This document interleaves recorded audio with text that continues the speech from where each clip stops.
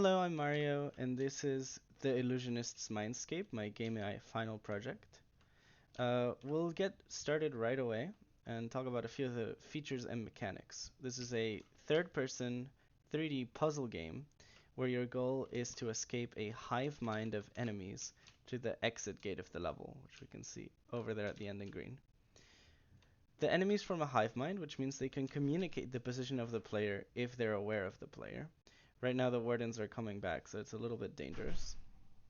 But once they turn around, we'll use Buzz Aura to disrupt the hive mind communication.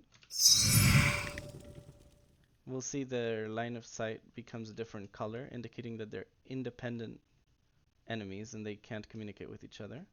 If we use Song of Slumber, we can sleep one of the watchers to effectively evade them. They would normally chase after me, but they can't move while asleep, so that won't work. If we move quickly enough, we see their awareness goes up slightly and then goes down.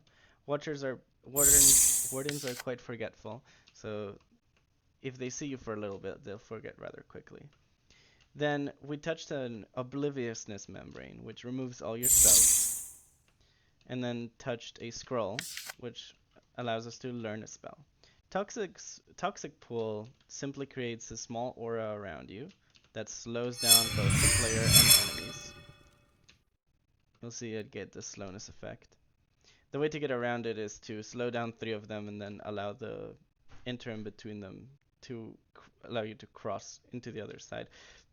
Takes a while, so we'll skip over to level 1.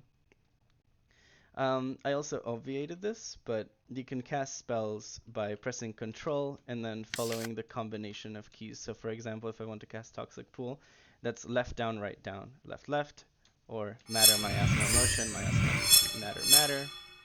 Cast after a little bit, and then we're here. Now this is a little aura of buzz that just applies the buzz effect to anything within it, thankfully, because otherwise I would have all the wardens in this level chasing after me.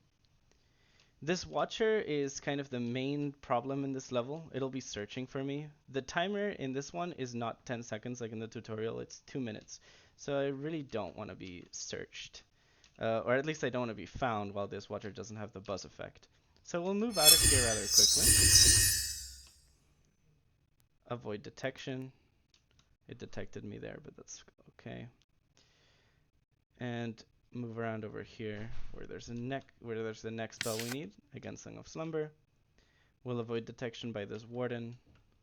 And just real quick, so you can see what the watcher is doing. Searching around the place. It also has an occupancy map we can visualize. So in green we see all the places that are visible by the entire hive mind, not just by the watcher. If the watcher was buzzed, it would only clear the probability of those things it can see. And if another enemy was buzzed, it wouldn't contribute to that clearing of probability. So the hive mind also works to inform what cells don't contain the player. Each watcher consequently has its own occupancy map because they can't synchronize for free. That would breach the hive mind and its rights. So we see that right now it thinks we're here, and there's a high probability that we're around this corridor. It also thinks there's a slight chance that we're here in this area, and a very slight chance we're anywhere around here. So that's kind of where it's going to be exploring. I'm not gonna look at it for very long, but you'll see it updates its maximum probability, sort of pushes it back. Not super interesting. I really don't want to be found out, so let's get moving to the next area. Over here, use space. And that was very close. Okay. So we should be able to use this to get past the warden. We can put it to sleep and then sneak around here grabbing the spell really quickly so we're not detected. Now it's possible the watcher checks here, but let's be quick. The trailing shadows allows you to create a bit of an aura of darkness that blinds enemies. So we can use that to cross over while it's blind, and you can see the watcher just checked there. And that allows you to complete the level. So that's level 1.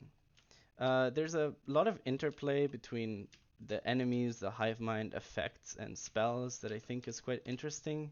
Right now, this is an early prototype. There are only 5 spells and 6 effects, including casting, which is kind of a utility effect that only the player will ever have.